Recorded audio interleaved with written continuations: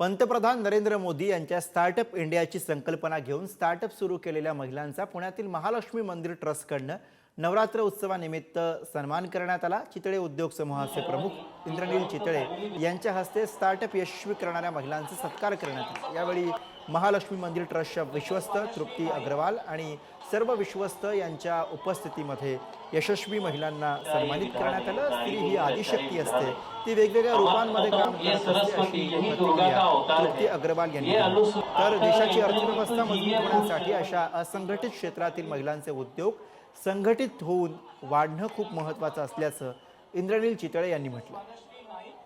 तृप्ती अग्रवाल आणि इंद्रनील चितळे यांच्याशी संवाद साधलाय प्रतिनिधी बालाजी पोद्दार यांनी। बघूयात। आपल्यासोबत तृप्ती अग्रवाल मॅडम आहेत। काय नेमकी संकल्पना होते, आज तुम्ही सगळ्या स्टार्टअप महिलांचा सत्कार केलाय आणि काय वेगळे पण तुम्हाला त्यामध्ये जाणवले? नमस्कार, मी डॉक्टर तृप्ती भरत अग्रवाल, विश्वस्त श्री महालक्ष्मी मंदिर सारसबाग पुणे। असा हा कार्यक्रम खूप आगळा वेगळा कार्यक्रम होता। जनरली आता महिला बाहेर पडायला लागलेत आणि खूप बिझनेसमध्ये यायला सुरुवात झाली आहे, तर त्यांना एक मनोबल देण्यासाठी हे कार्यक्रमचा आम्ही निश्चित केलं आणि हे कार्यक्रम इथे पार पाडला। किती महिलांचा सत्कार केलाय, किती स्टार्टअप यात सहभागी? 150हून जास्त महिलांचा इथे सत्कार झाला आहे आणि 150हून जास्त बिझनेस विमेन इथे होत्या आज, ज्यांचा आज आम्ही सत्कार केलाय।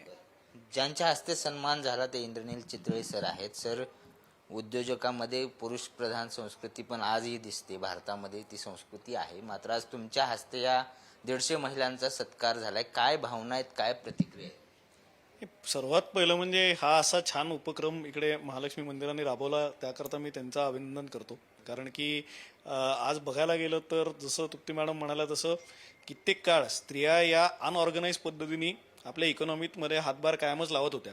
गेल्या काही वर्षात जसं जसं लिबरलायझेशन झालंय तसं त्यांचा हातभार हा फॉर्मलाइज्ड इकॉनॉमीमध्ये पण वाढत आहे आणि त्या दृष्टीने जे काम करतायत त्यांना प्रोत्साहन आणि जे नवीन काम करतायत त्यांच्या दृष्टीने चांगलं उदाहरण हे दोन्ही ह्याच्यातनं सेट केलं जात आहे असं मला वाटतं।